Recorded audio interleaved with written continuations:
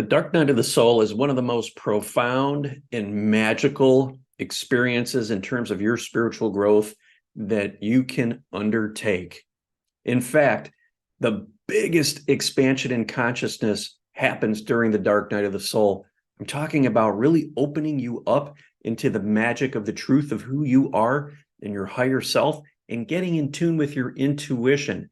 It is such a profound time that if you don't embrace and dive in and allow all of the emotional healing that happens during the dark night of the soul, you are going to continue in a pattern of suffering that's going to just keep repeating itself, and it's going to keep your vibration at a lower state. The dark night of the soul is one of those things when I first awakened that was really fearful, it was really depressing, it was really, really dark. And yes, it's true, it is a very dark time, but we have to look at why that's happening. Why are we experiencing this darkness? Why are we experiencing these dense emotions, this trauma that's been buried? Why is this all coming up? Isn't spirituality and expansion and consciousness and ascension really supposed to be magical, blissful experience?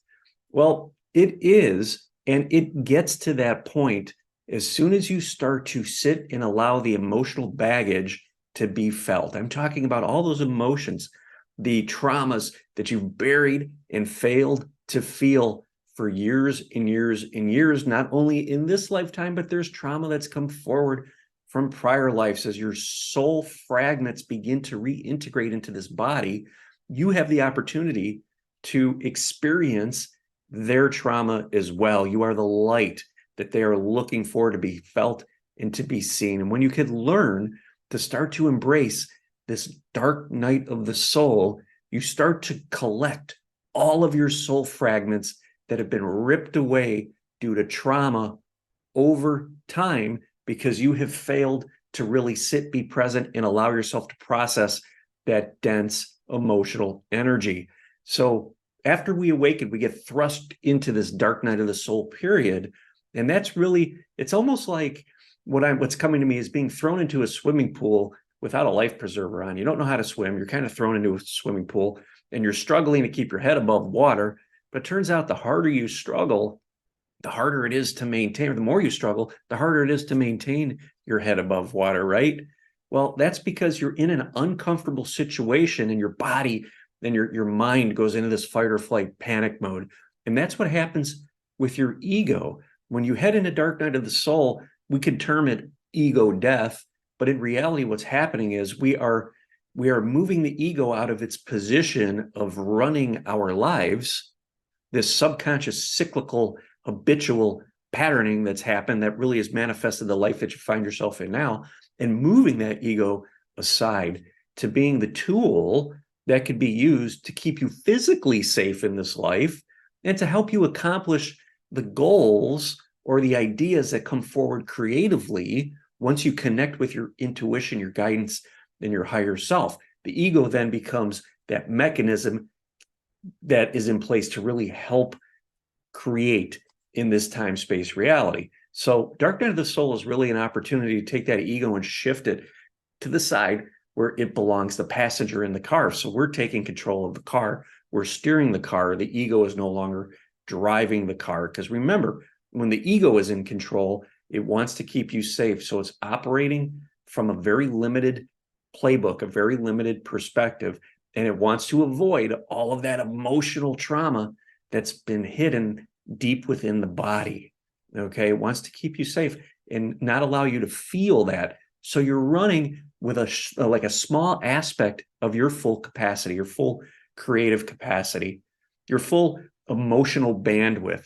It's not available to you because the ego doesn't want you to feel and experience all of the emotions that make you up. And that includes all of the dense emotions from the experiences that you've had that maybe at one point you wanted to retreat and run from. So when we start to embrace the dark night of the soul and we start to feel this dense energy, think of it as we are collecting all of these aspects of us that have been tucked away, that have been pulled off the table, right? If we think of like a game board, we've taken these pieces, we've pulled them away. We don't have our full emotional, energetic capacity at hand. So the dark night of the soul allows us to start gathering up all of those pieces and bringing them back into the whole.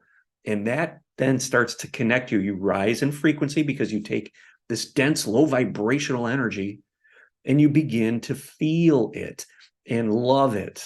We create space. We get into the heart space and we allow ourselves to feel it. Instead of turning away from it, which we've done for years and years and years, we embrace this energy. We feel it, we reclaim it, we allow it to be seen. And that brings it back into the mix. And it starts vibrating our tissue, our cells at a faster rate. More DNA comes online, more of your higher self can then ground because the space within your body is not taken up by this dense emotional energy that you have been ignoring.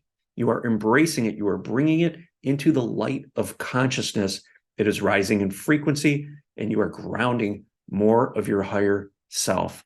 So dark night of the soul can happen many times. I've been through many of these periods that I term dark night of the soul, and each time these layers peel away, and I get to have a deeper look at these emotional wounds.